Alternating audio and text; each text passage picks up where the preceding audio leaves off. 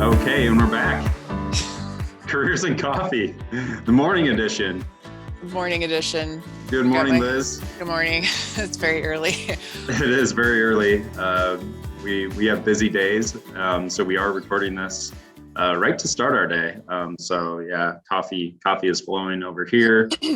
Are you on coffee or tea this morning, Liz? I'm on water right now. I'm getting coffee shortly, so it's a little early for coffee yet. Hydrate before caffeine. Hydrate, yeah. Good call. Good call. This morning, we want to talk about education opportunities in our area and continuing education. Liz, what kind of opportunities or what trends are you seeing in education right now? Well, I think the biggest trend is free, right? Like opportunities to get free training and maybe even paid training are trending right now. Because Iowa has a limited pool of candidates, like there aren't as many people working as there are jobs to be worked. They're doing their darndest to get people into some of these trades that need more people. And it isn't all welding and electrician and plumbing jobs. There are apprenticeships for IT positions now that offer paid training. And so in the show notes, we'll link some resources that you can click on to learn more about these programs. But I think it's a really exciting time to be thinking about maybe a career transition, or maybe you're beginning the start of your career. What kind of paid training or free training is there available to you? Right. Yeah. And we have some paid apprenticeships listed on Corridor Careers right now, don't we? Yeah, in our career resources section, that's corridorcareers.com/career-resources. We have a bunch of little buttons on there that have a variety of topics, and one of them is apprenticeships that can get you connected to Iowa Works, which is kind of the main source of connection when it comes to a paid apprenticeship. But it got me thinking this week when we were talking with our developers about how they got their start in developing.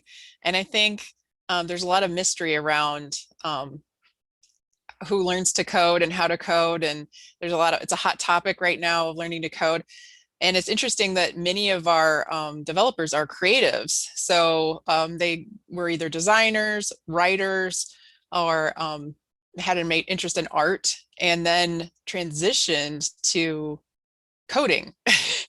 So if you think of yourself as a creative, so let's say you're a graphic designer, I mean, it's a very creative field to work in code, because you're just using the instrument of code to make your design become a reality. And so I just think sometimes when I talk with graphic designers who are looking for a graphic design, and yeah, if you have those skills and that is the job that you want, focus on it and go for it. But there is a limited number of graphic design jobs in our market, especially if you just turn on that idea, okay, like, well, I'm just going to add some skills to my already awesome skills as a graphic designer. I'm going to learn to code CSS and HTML, which is the building blocks of making a design come to life on the web.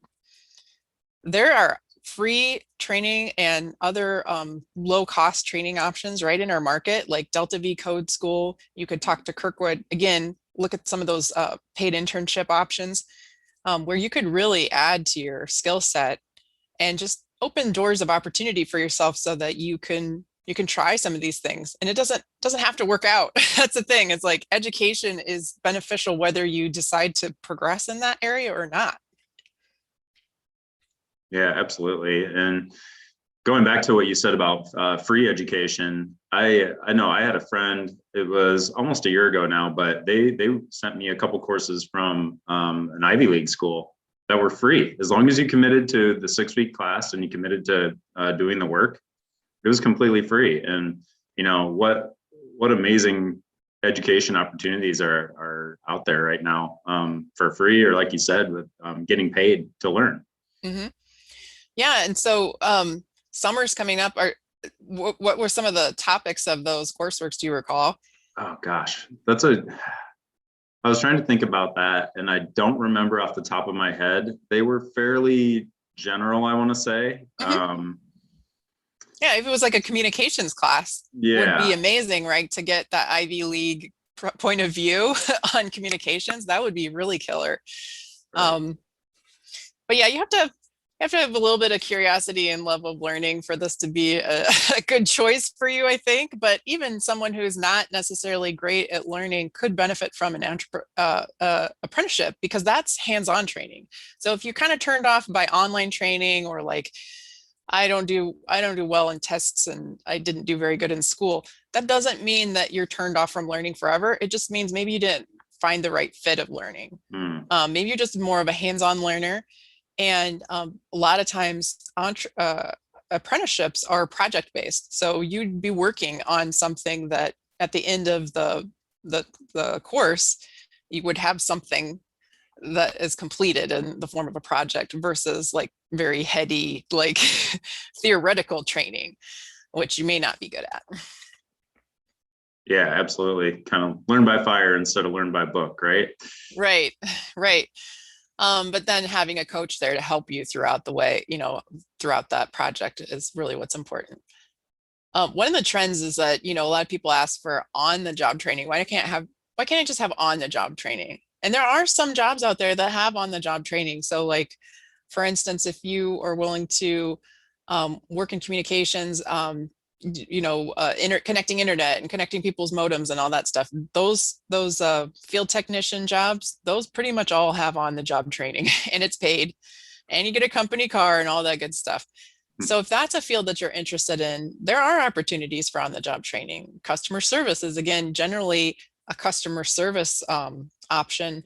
They're going to have a very disciplined onboarding for their employees to learn how to provide customer service in the way that they want that customer service to be provided. So that's another opportunity for on-the-job training. Absolutely. Yeah, and we have plenty of those field technician and customer service jobs on corridorcareers.com. Yeah. Let's go ahead and wrap it up, unless you have anything to add at the end here. But that was really good, Liz. I enjoyed this little chat on Yeah. education and opportunities. Yeah, I mean, we kind of focused on more office jobs in our chat, but like healthcare, there is plenty of on-the-job training for healthcare too, especially if you start at like the very entry level. And then you could potentially get education through your work over time. So don't discount that if you have no training in healthcare. If you like caring for others, healthcare can be a definitely decent option for you to work in too. It's very interesting time with such a need for healthcare workers to discount it, like, oh, I'm not sure that's right for me. But you never know until you try sometimes. And there are entry-level positions available in healthcare that you could get your foot in the door and really just kind of get paid to figure out if that's what's right for you. Right. Awesome. Well, that's going to do it. Check out corridorcareers.com for all of our latest job postings here in Eastern Iowa. And any questions, go ahead and reach out to us. Our email is contact@corridorcareers.com. Yeah, let us know in the comments below what on-the-job training would you like to have. Cool. All right. Cheers, Liz. All right, let's have a great day. You bet. Bye.